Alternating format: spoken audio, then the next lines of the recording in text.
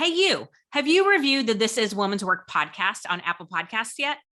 Your reviews help us get bigger and better guests, so I need your support. You can write a quick review or just tap the 5 stars. Please and thank you.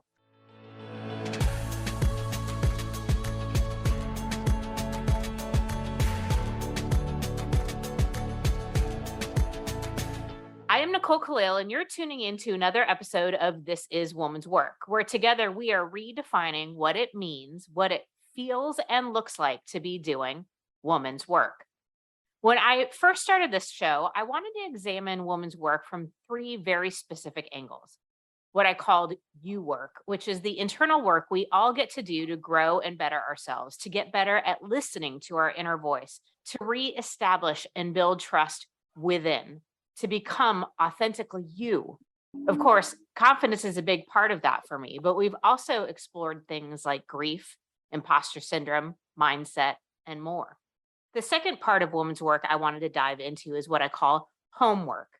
This meant all the things we do and are when we're not at work, from being single to being in relationships, finding love, getting divorced, being a mom, and caring for aging parents. We've covered a whole gamut of different roles, relationships, and commitments that many of us make. And lastly, I wanted to explore the work part of women's work. I mean, it's right there in the title, right? I wanted to create an opportunity for all of us to rethink being a woman in the workforce.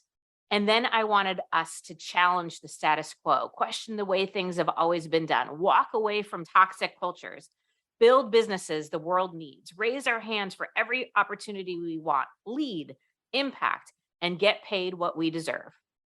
I'm not one for small goals, if you can tell. So here we are, over 100 episodes in, and I want to invite you again to rethink the work part of woman's work.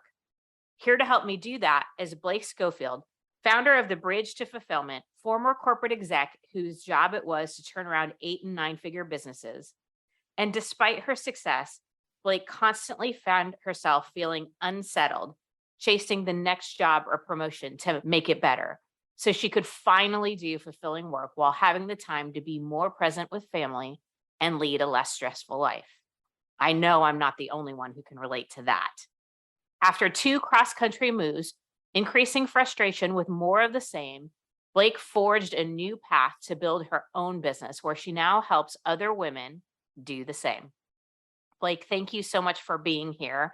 I'm excited to have this conversation. My first question is, why is it that you think that women stay in careers they're unhappy with or in environments that don't serve or support them? Yeah, thank you so much for having me, Nicole. It's an honor to spend more time with you again. For me, I think what I see are consistent patterns that traditionally come down to 2 things. Number one, we're living our lives out of fear. Right. And when you see life that way, everything looks like a huge risk or a huge sacrifice. I describe it as constantly getting stuck at the dead end. Right. I keep searching all of these things, but everything I find feels like I'm going to have to give up something, or it's a huge risk, or I'm not going to get where I want to go. And then the second reason, which obviously ties into that, is you don't know what you don't know. Right. I think at least for me, I'm a former type A, or I guess always recovering type A perfectionist. And I was used to solving my own problems. And I believed that if I couldn't solve this problem, no one else could solve it for me. What I didn't understand, and it took me 40 years to learn, is that we all have blind spots. And we all have a really limited perspective about what's actually possible. I have an old mentor that says, the amount of knowledge you have is equal to the grain of sand in the entire universe, right, of the ocean. And I think that that's really true. But when we get stuck in circumstances that we're really unfulfilled in, it's really easy to get caught in what I call the mental spiral, which is the constant overthinking of all of these things. And it's also really easy to believe that if you can't see it, it doesn't exist, or maybe it's just not possible for you. So it's interesting. I couldn't agree more, but I'd love your perspective on this, because I do believe there's an element of privilege that I have in that, I could walk away from a career, start a business. And said another way, I don't know that every woman is in the position where they can do that. But what I do believe is that far more of us are than we think there are. Like, so the fear element spoke to me so much, but I also think it's what you said, this starting with no or starting with it's not possible versus starting with yes or starting with it is possible. How much do you think our mindset or how we see our situation is playing a part in what we believe is available or what we believe is an option for us? Your perspective or your mindset on it, I think, is the vast majority of it. I often say the last 5 years, having done a tremendous amount of work and really, in many ways, look back at the person 5 years ago and go, who the heck was she? Um, is an understanding that I often say the most important thing you can invest in is how you think and how you know yourself. And so you started off kind of talking about, I'm not sure if this is possible for everyone. And I actually believe that it is. Now, is everyone's path the same? Absolutely not. Do some people have tremendously more barriers or things they have to work through? Absolutely. But I will tell you that, and I think this is where you're alluding to, that many people are actually far more capable of this than they believe, think that they don't have the circumstances or the skills or the whatever it might be to do it. And I see that over and over again where it's like, you absolutely can. And what you want is absolutely possible. But I think that we have to recognize that this is an individual journey. Everyone has to go through their own personal journey. And some of us are closer to it than others. But I know when I was sitting in my corporate job, realizing, like, finally after moving cross country and then realizing I needed to move again and it wasn't working, and I just started saving money. I did not know what I was going to do. I had this feeling that I just needed to save money because at the time my thought was there's no way I'll be able to replace this income. And I just need to start saving. I spent 5.5 years being the sole income earner. My husband was a stay-at-home dad for 3 kids, right? And then I ended up moving cross country and again for another job. And I was there about 5, 6 months. And I said to him, this is not going to work long term. You need to go get a job. So my husband was actually working only 6 months out of like the last 6.5 years when I chose to leave corporate America. Everyone's journey is different. For some people, being an entrepreneur is the right path, but I think it's what, 14% or so of the US. Most people aren't meant to be entrepreneurs. And I think a lot of times women believe that that's the path because it seems like the only way to get what you want. But this idea of like, am I able to do this? Is it possible? How much of it is our perspective? I would say probably 85% of it. I think it's possible for everyone to lead a fulfilling life and do work that they're passionate about and have the balance that they want. Each person, though, has to go through their own journey to get there, and some are closer than others, and some it may take longer than others. But I often say, in many ways, this has been you choose your hard. You choose your hard in life. I think often we're choosing the hard that we think is going to be easier, which is the familiar. There's an old quote from Virginia Satir. It says, most people choose the certainty of misery to the misery of uncertainty.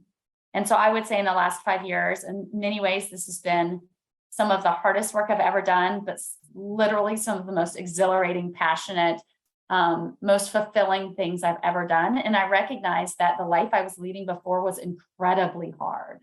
Hmm. And I was Yeah. choosing that hard, and I didn't need to choose that hard. I could have chosen the hard that actually gave me all of the benefits, the joy, the expansiveness, the ease in my life that I didn't know I was missing. I hope people go back and rewind that because it's so, in my experience, true and profound. I think we have to choose often between two discomforts, the discomfort we know and the discomfort we don't. And so many of us are sitting in the discomfort that we know. We're limiting our opportunities so much. So I also think there's an element, a disservice a lot of entrepreneurs or successful people do to everyone else. And that is to make it sound like starting a business or entrepreneurship or changing careers, career transition, or finding a new job, it must include sacrifice and starting over. Like it's like all just thrown out the window and you start from scratch. What are your thoughts on that? Yeah. Thank you for sharing that. I think that's really true. And it's a huge part of why we get stuck. It's this very black and white thinking, all or nothing. And it's why I chose to call my business The Bridge to Fulfillment, is because I realized that everyone felt like it had to be this leap, and that was scary and unknown. And in many cases, people were moving too fast. They didn't have the pieces that they needed. So I often talk about it can be a bridge. You can build it plank by plank by plank to get where you need to go. And I think that's true of everything, but it certainly comes up when we talk about our careers and transitioning and starting businesses. It's funny, I was talking to somebody the other day who had, in the last 2 years, left corporate and started his own business. And he talked about how he works more hours now than he ever did. And I was like, oh, that's funny. I did the exact opposite. And I think it's important to understand that there's a choice and there's an ability in the way we did that. I probably spent in 18 years in corporate America, I spent the majority of those years working 60 to 70-hour weeks. And I have 3 kids. I was exhausted all the time and sick all of the time. And when I started building my business, it was very intentional for me to do something different. Today, I run my business well, actually I have 2 businesses, and I run them 4 days a week. And I spend Fridays with my youngest kiddo, and I travel often to events. And I want people to know it's completely possible. It's Mhm. completely possible to make a really good income and do work you're passionate about without having to sacrifice your life. Yeah. Well, and again, that kind of discomfort that we know are the ones that we don't. It's ironic to me when people say that, because you're already making sacrifices. Like you just said, you were sacrificing time with your family. You were sacrificing, you know, changing locations of where you lived and where you were and time. Like there's so, uh, desire, passion. We are all sacrificing something. And so this idea that making a change, whatever that means, because I agree with you, entrepreneurship is not for everyone. Being a business owner is not for everyone. But I do think finding a career that you get to bring your best self to, that you're valued and compensated well, and that is a good environment is something we all can have. But this idea that, you have to sacrifice everything to do it, or it's gonna, starting over. Yes, you have to learn some new things. Yes, you may be uncomfortable, but I brought all of the experience and wisdom and success and achievements and everything that I had from my previous career into my business. And I think we're just doing this disservice. I think a lot of people want to wear it like a badge of honor, right? Like, look at how hard I'm working. Look at all the sacrifices I made. And there aren't enough people saying what you just said and what has been my experience too, which is, I'm working less, making more, loving what I do, not having to deal with other people's crap. Mhm. At least not in the Mhm. level I was before. Mhm. Anyway, all right. So one of the things I know we agree on is that self-awareness is the key. Why is that? And how do we use our self-awareness to help make good career decisions? Yeah.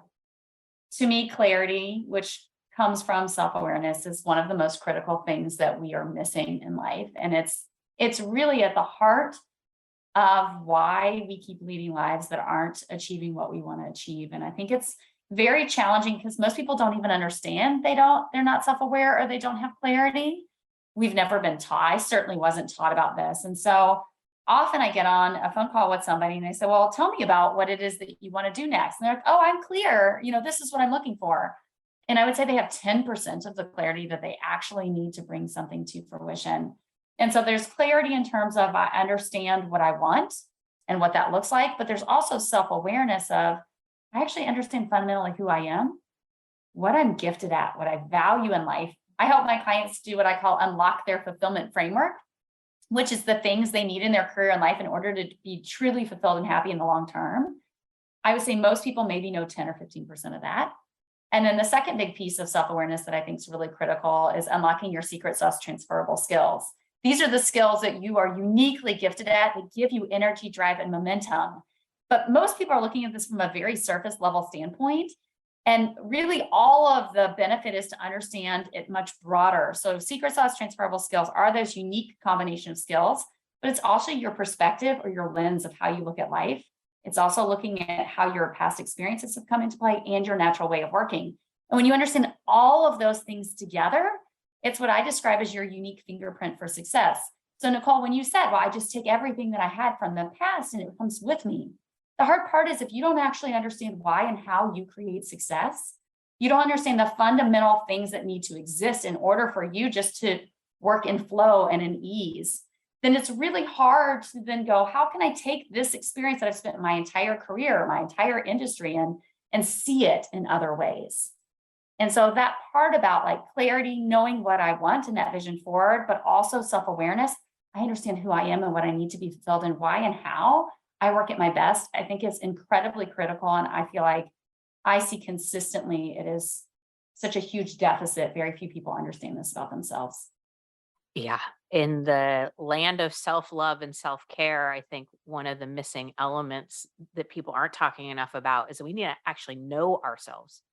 Yes, we need to love ourselves and care for ourselves, but that missing link to me as really intimately and deeply knowing who we are and what makes us tick and what we have to offer and all of that.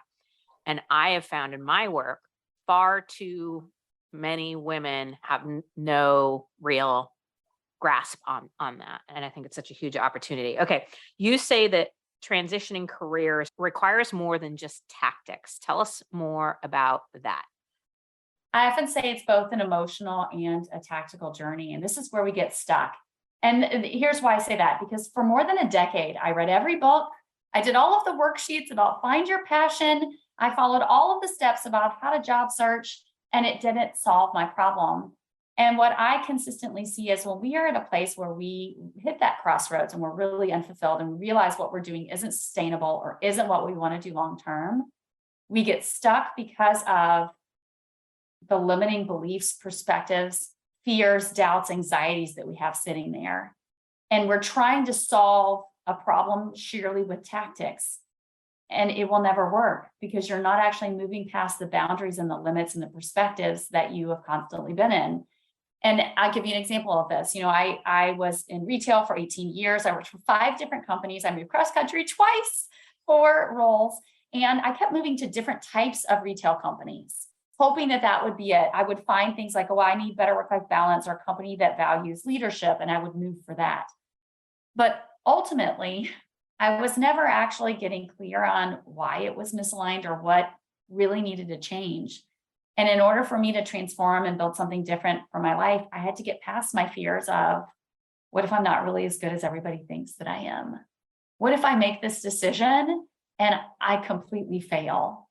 Right? These are the things that come up when we look to make a significant change because we've defined ourselves or we've seen life a certain way. And so what I've consistently seen is when you want to do something that is of change or really leveling up from a personal development standpoint, you need both tactics and the emotional side to be able to actually get to the other side and accomplish what you want to accomplish. Okay. So what advice do you have for people listening who are like, okay, so I know this sounds counterintuitive, but like, what are the tactics for me to go through the emotional side of it? What are some resources or some ideas or some things that would support me in rethinking something or seeing something from a different lens or letting go of an old belief? I find it to be easier said than done, especially those old ingrained beliefs that we've been walking around with subconsciously for years and years. Yeah, 100%. So, I have a 6-step process that I use to help my clients really transition into more fulfilling careers and lives. And the first 2 steps start with what I call gain control, which is to get out of fight or flight syndrome. And first of all, you cannot get clarity. You can't see the path ahead when you're stuck in stress and anxiety and all of these things. It actually shuts down your frontal cortex, or your creative problem solving part of your brain. So the first thing is you got to get control of your time, your energy, and your mind. Once you've done that, then you can start to dig deep, and it starts internally. It starts looking internally instead of externally. So from like a high level standpoint, those are the first 2 steps to take. I would say if they're looking for resources, I actually have some resources on my website, which is thebridgetofulfillment.com, where you can actually come in and I have a quiz that'll actually help you identify, like, is it the right time for a change? I also have information that'll tell you, right, what are the biggest mistakes people are making in their job search as they're trying to create that change and move into something different. But what I would ultimately say is, especially if you're a woman making $75,000 a year or more, like, get assistance. You cannot see the label from inside the bottle. And I think often as women, we're so used to doing things ourselves. But when you get to a point where you have invested significantly in your career and you are a high achiever, you are earning things, you owe it to yourself, your family, your future, and all of the work you've already done to be able to have an expert be able to come alongside you and help you see what you can't see, help you remove those limiting barriers. Because I can tell you, like I said, I spent well over 10 years of my 18-year career trying to do this myself. And you're right, it's very challenging because it's just the way you view or see life. You don't even see the opportunity in front of you. Yeah, and that can be in the form of hiring somebody like you or a coach or Mhm. assessment work, but there are also, much cheaper and free resources as well. But, obviously, it's just like anything, the more you put in, the more you seem to get out. Okay, so one of the things I talk a lot as it relates to confidence is how action is so important. We can't think, hope, fingers and toes cross our way into confidence. And similarly, we can't think, hope, or fingers and toes cross our way into the career of our dreams. We must get into action. So, what advice, and sometimes I think we as women think we need to conquer the whole staircase as opposed Mhm. to, just take one step. What are some pieces of advice for anyone listening in who wants to take action? What are some good next steps? I love that you said this. I completely agree with you. I have a mentor that says action organizes. And often we don't think that. It's very easy to get stuck in inaction or overwhelm. And you're right. We look at it and we look at where we are and we think, oh my gosh, it's so far. How am I going to get there? And really, it all starts with just taking the right next 1 to 2 steps. So I would say if you're sitting and you're unfulfilled in your career right now, and you likely think that you can't make it any better, so you think the only solution is to go find another job, what I would actually tell you is to look at what's the biggest frustration or the biggest drain going on in your life right now and solve that first. Often what I find is it's because we don't have habits, boundaries. We're not actually setting our calendar up to have space to get work done. That's creating some of the chaos of why we feel so burned out, so exhausted, so unfulfilled in our careers, and then feel like we don't have time to go do the work to create the next career path or to go do the thing. And so to me, many times what I see as the simplest step is to start and actually look at, where am I spending my time and my energy today? And how can I just take one step forward and starting to solve that? Again, sometimes, Nicole, that comes with its own barriers, fear about not being seen as a team player, all these other things. But sometimes it's really simple. Sometimes it's actually saying, okay, I'm going to set aside at least 2 days a week, a 90-minute block first thing in the morning is my high leverage time. And I'm going to use that time to really get done the most important things. I'm not going to allow any meetings or anything else to get in the way of those 2 time frames. And then at the end of the day, I'm going to look at what I accomplished. I'm going to keep track of what went well and what didn't do well. And then I'm going to adapt from there. Because as we can start to create more space in our day, in our mind, in our energy level, it then opens up more space for us to start taking the next steps and start getting more and more clarity. That's so good. I'm so glad that you said that because I think sometimes when we're unfulfilled in any aspect of our life, certainly our career, it's sometimes easier to think that the thing is the problem, right? It's the job or the company or the whatever. And that may well be the case, but I think it's important for us to check in with ourselves. In which way am I unfulfilled? Why am I unfulfilled? I don't know if this is true for anybody listening, but for me, sometimes I recognize I'm unfulfilled because of something going on with me.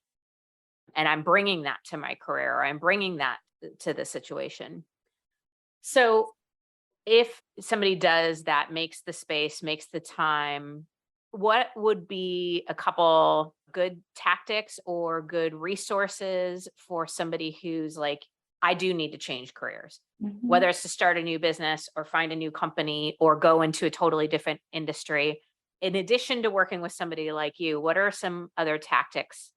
Well, first and foremost, I would tell them to just stop with the searching LinkedIn, job boards, updating your resume stuff. Like, this is where everyone goes, and it will not solve what it is that you need to solve. It has a time and a place. It's just always being done way out of sequence. So if it becomes clear to you that, yes, I need to make, whether it's a job or an industry change, or maybe I want to become, maybe I'm debating becoming an entrepreneur, whatever that might be, is really being able to stop and go inward to really be able to understand what is it that I really need and want in order to be fulfilled. And a lot of times it can be easier to start with what you don't want and then reverse it. It's really easy to be like, I don't want the micromanaging boss. I don't want XYZ. So if you get stuck, you can literally flip. Well, okay, if I don't want a micromanaging boss, then what kind of boss would I want in my ideal world? Then I would just really challenge you to get outside of the box of building this list from what you think exists, what you think other people want you to have, what you've seen exist, and just really expand your mind to say, if I could create the world I wanted, what does my life look and feel like? What am I doing on a day-to-day basis? What am I working on? Who am I working with? What does that actually look and feel like?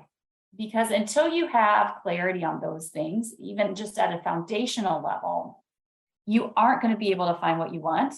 But even more so than that, I think what it can do is begin to build confidence of like, oh, I now see why I've been unfulfilled in my career. And I think that's really important, because part of why we get stuck and fear that we can't do what we want to do is because we move into these jobs with the fingers crossed. I did it so many times, like, this is finally going to be it. This next company, this next job, I'm finally going to be happy. And then the honeymoon period wears off and you're not. And so you begin to really self-doubt, right? Like, maybe I'll just never be happy. Maybe something's wrong with me. Maybe what I want doesn't exist. And so when you can get really clear on what it is that you really want, often then you can look and go, oh, just to what you said, Nicole, earlier, like, now I understand why I was unfulfilled. It's clear to me. And with that clarity, now I know what to avoid. Now I know what to stop doing. Now I know that this job that I was looking at that's similar, that I think people would hire me for because they could see how my skills would translate, actually won't make me happy. And that is sort of the beginning part of being able to understand this journey and start to uncover what's right for you.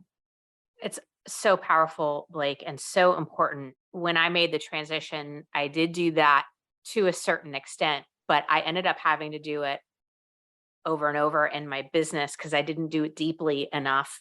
One thing that I would add, and I'm just curious your opinion, after doing that, one of the things I often suggest people to do is, if there's an industry or a business or a career or whatever that you think after self-reflection that might be a good fit for you, is then to reach out to people who are in that position and ask some questions and do a little bit of fact finding. And because what I've experienced, both myself and with people that I've worked with, is sometimes we think something is a certain way because we're looking at it from the outside looking in. And it's not until you talk to people that you might find out that something you think is the right fit for you isn't, because you're coming from a place of self-awareness, but you don't know every job from the inside out. So doing a little bit of digging there. How important is that? And where does that fall in your mind in sort of the order of things? I couldn't agree more, by the way, that changing your resume and going on a job hunt is not the best next step.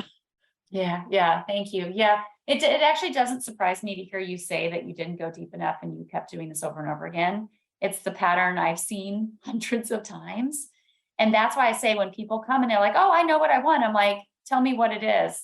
And usually it's 10 or 15% of what they need. And I think what happens as a result of that is we waste years of our life and a lot of time and energy, because we're constantly having to go back and iterate and iterate and iterate. I often say what we do is about 6 layers deeper than what everybody else does. And that's why it creates that level of like massive transformation, because you're not having to constantly iterate. You're coming from a much deeper knowledge and understanding.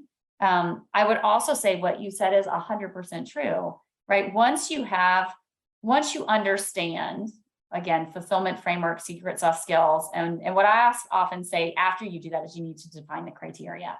You actually need to understand exactly the right type of organization, size of organization, industry, leadership, way of working that's right for you. Those are all foundational elements. Without that, you're going to waste a lot of time and energy, or you'll move to something that's better, but then you'll be back doing this again. So all those things need to happen first.